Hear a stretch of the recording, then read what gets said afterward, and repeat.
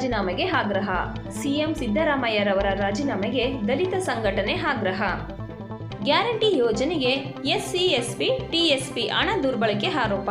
ದಲಿತರಿಗೆ ಮುಖ್ಯಮಂತ್ರಿಯಿಂದ ವಂಚನೆ ಆರೋಪ. ಸಿಎಂ ರಾಜೀನಾಮೆಗೆ ಆಗ್ರಹ. ಕರ್ನಾಟಕ ದಲಿತ ಸಂಘರ್ಷ ಸಮಿತಿ ರಾಜ್ಯಾಧ್ಯಕ್ಷರಾದ ವೆಂಕಟಗಿರಿಯಯ್ಯ ಆಗ್ರಹ. ಎಸ್ಸಿ, ಎಸ್ಪಿ, ಟಿಎಸ್ಪಿ ಅನುದಾನ 11,000 ಕೋಟಿಯನ್ನ ಗ್ಯಾರಂಟಿಗೆ ಬಳಕೆ ಮಾಡಿದ್ದಾರೆ. ದಲಿತರಿಗೆ ಸಿಎಂ ಸಿದ್ದರಾಮಯ್ಯರವರು ವಂಚನೆ ಮಾಡಿದ್ದಾರೆ. ವಾಲ್ಮೀಕಿ ನಿಗಮದ ಭ್ರಷ್ಟಾಚಾರ ತನಿಖೆಯನ್ನ ಸಿಬಿಐಗೆ ವಹಿಸಿ, ಇಲ್ಲದಿದ್ದರೆ ಉಗ್ರ ಹೋರಾಟ ಮಾಡಬೇಕಾಗುತ್ತದೆ. ಹಗರಣದ ಪರ ಧ್ವನಿ ಎತ್ತದ ದಲಿತ ಸಮುದಾಯದ ಸಚಿವರು, ಶಾಸಕರು ಸಹ ರಾಜೀನಾಮೆಗೆ ಆಗ್ರಹ. ಆರ್ಥಿಕ ಮಂತ್ರಿಗಳಾಗಿ ಆರ್ಥಿಕ ಶಿಸ್ತನ್ನು ನಿರ್ವಹಣೆ ಮಾಡಲಾರದೆ ಬಹುಕೋಟಿ ಹಗರಣ ಕೂಡ ಆಗ್ತಾ ಇದೆ. ಸಾವಿರಾರು ಕೋಟಿಯನ್ನು SC ST ಹೆಸರಿನಲ್ಲಿ ದುರ್ಬಳಕೆ ಮಾಡಿಕೊಂಡು ಆರ್ಥಿಕ ಶಿಸ್ತಿನ ಸ್ವೇಚ್ಛಾಚಾರ ನಡೀತಾ ಇದೆ. ಇದರ ನೈತಿಕ ಹೊಣೆಯನ್ನು ಸನ್ಮಾನ್ಯ ಸಿದ್ದರಾಮಯ್ಯನವರು ಮುಖ್ಯಮಂತ್ರಿಗಳು ಒತ್ತು ಈ ಕೂಡಲೇ ರಾಜೀನಾಮೆ ಕೊಡಬೇಕು. ಈ ದಲಿತರಿಗೆ ಮೀಸಲಿಟ್ಟ ಹಣವನ್ನು ಲೂಟಿ ಮಾಡೋದನ್ನು ನಿಲ್ಲಿಸಬೇಕು.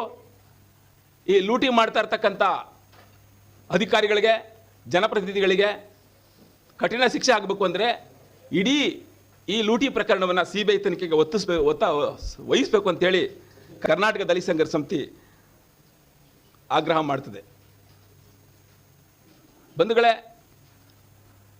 ಈ ಸಾಲಿನ ಮೊನ್ನೆ ಶುಕ್ರವಾರ ದಿವಸ ಒಂದು ಮೀಟಿಂಗ್ ಮಾಡಿದ್ದಾರೆ. SCP TSP ರಾಜ್ಯ ಅಭಿವೃದ್ಧಿ ಪರಿಷತ್ ಸಭೆ ಮಾಡಿದ್ದಾರೆ. ಬಜೆಟ್ ಮಂಡನೆ ಮಾಡಿ ಈಗಾಗಲೇ 4 ತಿಂಗಳು ಕಳೆದೋಯ್ತು. 4 ತಿಂಗಳಿಂದನೂ ಕೂಡ SC ST ಅನುದಾನವನ್ನು ಖರ್ಚು ಮಾಡಲಿಕ್ಕೆ ಒಂದು ಕ್ರಿಯಾ ಯೋಜನೆಯನ್ನು ತಯಾರು ಮಾಡಲಾರ್ದಂಥ ಈ ಆರ್ಥಿಕ ಅಶಿಸ್ತಿನ ಪರಮಾವಧಿ ಏನಿದೆ, ಮೊನ್ನೆ ಶುಕ್ರವಾರ ದಿವಸ ಈ ಪರಿಷತ್ನಲ್ಲಿ ಕ್ರಿಯಾ ಯೋಜನೆಗೆ ಅನುಮೋದನೆ ಕೊಡುವ ಒಂದು ನೆಪದ ಸಭೆಯಲ್ಲಿ 14,000 ಕೋಟಿಯನ್ನು ಗ್ಯಾರಂಟಿ ಯೋಜನೆಗಳಿಗೆ ಬಳಸ್ಕೊಳ್ತಕ್ಕಂಥ ತೀರ್ಮಾನವನ್ನು ಮಾಡಿದ್ದಾರೆ. ಇದು ಆಘಾತಕಾರಿಯಾದ ತೀರ್ಮಾನ. ಈ ಹಿಂದೆ 2023-24ನೇ ಸಾಲಿನಲ್ಲೂ ಕೂಡ 11,000 ಕೋಟಿಯನ್ನು ಈ ಗ್ಯಾರಂಟಿ ಯೋಜನೆಗಳಿಗೆ ವರ್ಗಾವಣೆ ಮಾಡಿದ್ದಾರೆ. ಹೀಗೆ ಈ 2 ವರ್ಷದ್ದು ಸೇರಿದರೆ 25,000 ಕೋಟಿ. ನಿಮಗೆ ಇನ್ನೊಂದು ಮಾಹಿತಿ ನಾನು ನಿಮಗೆ ಕೊಡ್ತಾ ಇದ್ದೀನಿ.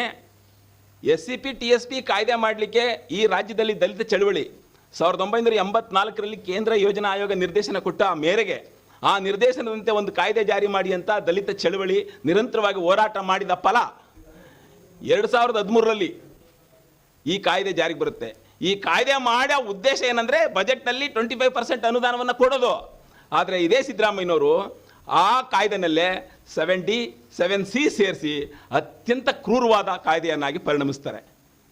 ಇಂಥ 7C ಮತ್ತು 7Dಯನ್ನು ತೆಗಿರಿ ಅಂತೇಳಿ ನಿರಂತರವಾಗಿ ನಾವು ಹೋರಾಡಬೇಕಾದಂಥ ಪರಿಸ್ಥಿತಿಯನ್ನು ಸಿದ್ದರಾಮಯ್ಯನವರು ತಂದೊಡ್ಡೋದ್ರ ಮೂಲಕ ಆ 10 ವರ್ಷದಲ್ಲಿ ಇವತ್ತು 105 ಕೋಟಿ